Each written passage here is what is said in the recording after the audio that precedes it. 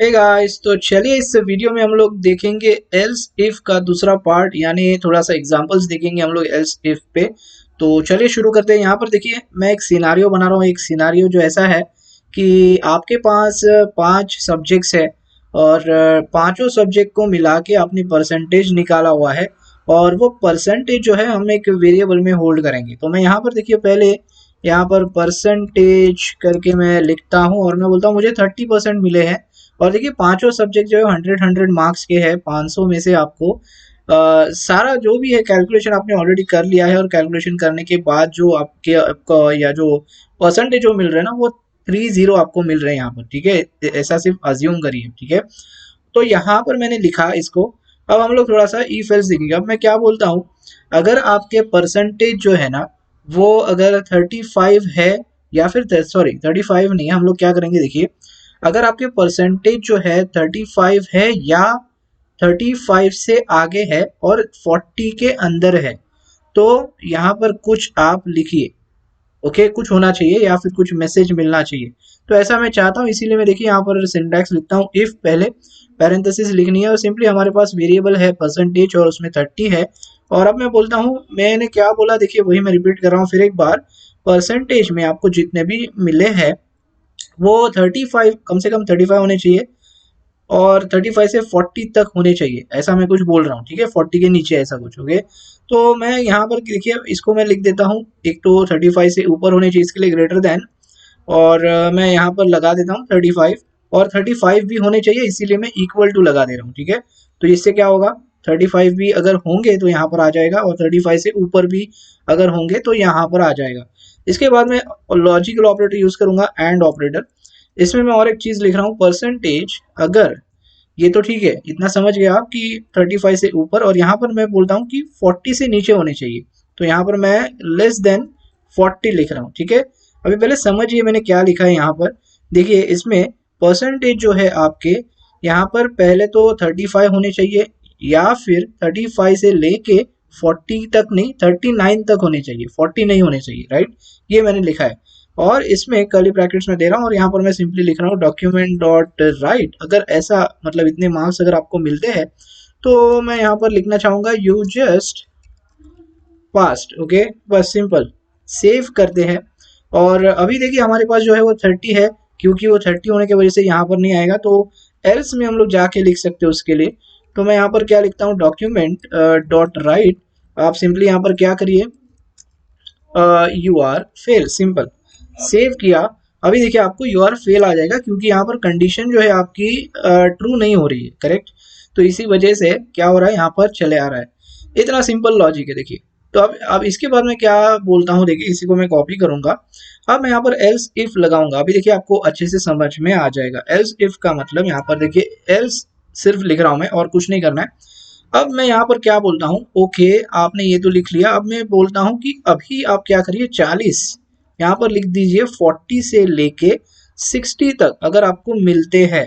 Okay, मैं बोल रहा हूँ अगर आपको 40 मिल जाते हैं या फिर 40 से लेके 59 तक अगर आपको मिल रहा है तो सिंपली यहाँ पर आप लिख दीजिए यू आर एवरेज। ओके, अब मैं सेव करता हूँ। अभी भी आपको फेल ही दिखाएगा क्योंकि देखिए ये हम लोग लास्ट में देखेंगे, ये मैंने सिर्फ लिख के रखा है 30, क्योंकि अभी सब चीज़ें थोड़ी सी लिख के लेते हैं, कंडीशंस लिख के लेते हैं, बाद में मैं सब दिखाऊंगा आपको। ओके, तो ये हमने लिख लिया। ये क्या हो गया, 40 से लेके, पकड़ लो 40 से लेके 59 या 60 तक। ओके, और 60 तक तो नहीं क्योंकि 60 के नीचे लिखा है, तो 60 के नीचे जो नंबर आएगा मतलब 59 अगर आप डालोगे तो यूर एवरेज बताएगा। ठीक है, इतना ध्यान में रखिए। अब इसके बाद एल्स इफ फिर से लिख रहा हूँ। अब मैं फिर से बोल रहा हूँ चलो ठीक है 59 तक ऊपर हो गया यहाँ पे। अब मैं बोलता हूँ 60, अगर आपका 60 है और 60 के ऊपर है और यहाँ पे मैं जाके बोलता हूँ चलो 75 में। ओके, मतलब 74 तक कुछ आपका नंबर आ रहा है तो यहाँ पर क्या करिए, यू आर क्या, यू आर नहीं, यू गॉट डिस्टिंक्शन। ओके, मैं बोल रहा हूँ डिस्टिंक्शन। और फिर से इसी को मैं कॉपी कर लेता हूँ। ओके, फिर से इसी को मैं कॉपी कर लेता हूँ और अब मैं यहाँ पर क्या बोलता हूँ, चलिए 75 जो है ना, फिर से 75 को लेते हैं। 75 से लेके अगर आपको मान लो मिल जाते हैं, चलो 100 लिख देते सीधा, चलो कोई बात नहीं 100 लिख देते। और यहाँ पर मैं सिंपली क्या करूँगा, यू गॉट मेरिट या फिर you are in merit list. Okay, save किया मैंने। अब देखिए हमने पूरा का पूरा सब कुछ लिख लिया। अभी एक एक चीज देखते हैं। देखिए कॉन्स्ट परसेंटेज में आपने 30 लिखा है, तो ये करता क्या है, ये सिंपली यहाँ पर चेक करेगा। इसको कंडीशन ट्रू नहीं मिलेगी क्योंकि यहाँ पर हम लोग ने क्या लिखा है, परसेंटेज अगर 35 या फिर 35 से 39 तक है तो ही ये वाला प्रिंट करो। तो 35 से 39 तो नंबर नहीं है हमारा। फिर उसके बाद 40 से लेके 59 है, वो भी नहीं है। फिर इसके बाद ये चेक करेगा, इधर आएगा 60 से लेके 74 है, वो भी नहीं है।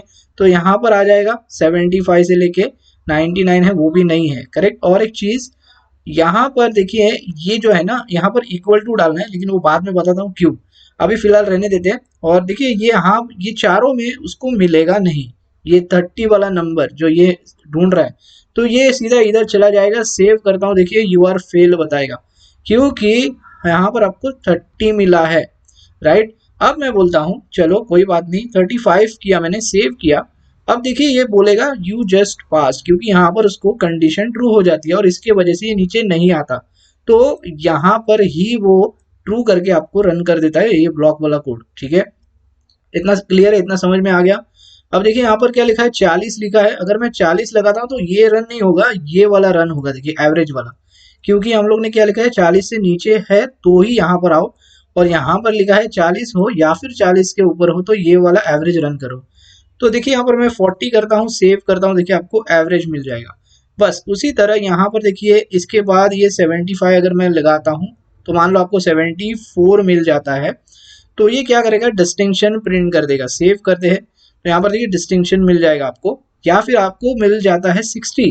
तो देखिए ये अभी भी 60 जो डिस्टिंक्शन है वही प्रिंट करेगा, दिख रहा है आपको।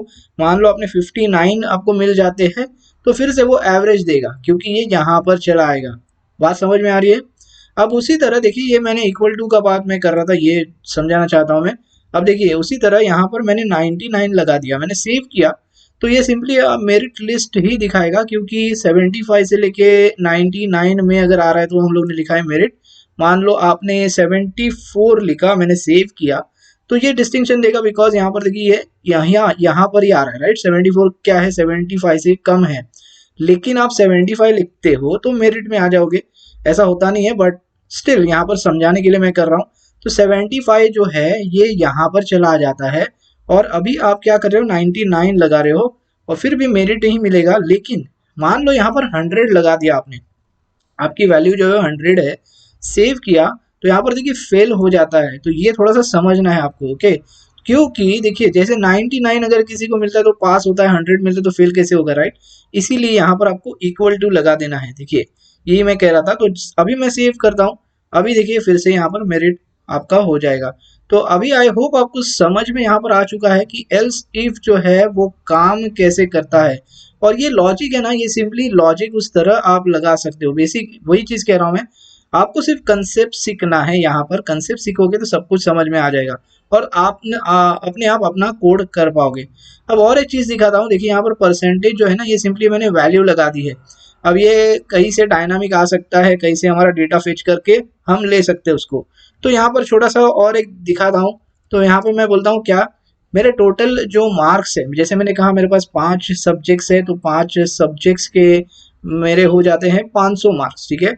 तो यहाँ पर मैं मान लो चलो आपको मिल जाते हैं 285। हम लोग क्या कर रहे हैं, एक्चुअल परसेंटेज निकाल रहे हैं, ठीक है। तो यहाँ पर मैं बोलता हूँ टोटल मार्क्स जो है मेरे, मान लो चलो 350 मुझे मिल गए टोटल 5 सब्जेक्ट में से, मतलब 500 में से मुझे 350 मार्क्स मिल गए। अब इसको मुझे करना क्या है, मुझे इसका परसेंटेज निकालना है जो इस वेरिएबल में मुझे जाके डाल देना है।